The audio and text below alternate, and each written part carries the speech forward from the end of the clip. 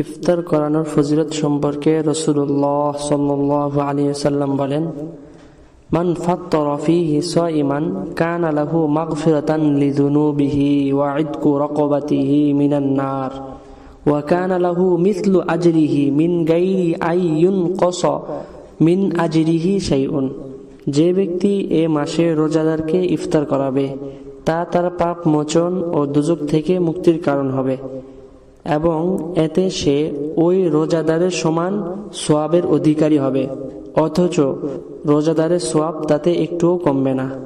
তখন সাহাবীগণ আরজ করলেন, ইয়া রাসূলুল্লাহ, আমাদের সকলের তো রোজাদারকে তৃপ্তি সহকারে ইফতার করানোর সামর্থ্য নেই।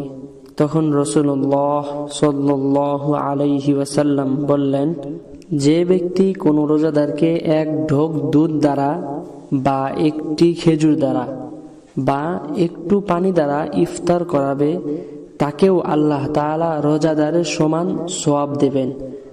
আর যে ব্যক্তি কোনো রোজাদারকে তৃপ্তি সহকারে উদারপূর্ণ করে খাওয়াবে আল্লাহ তাআলা তাকে আমার হাউস থেকে এমন পানি পান করাবেন যে সে জান্নাতে যাওয়া পর্যন্ত আর কখনো পিপাসার্ত হবে না। সুবহানাল্লাহ। ইফতারের দোয়া। আল্লাহুম্মা লাকা সুমতু ওয়া আলা রিজকিকা আফতারতু। অর্থ হলো, হে আল্লাহ, আমি আপনার জন্যই রোজা রেখেছি এবং আপনার রিজিক দ্বারাই ইফতার করছি।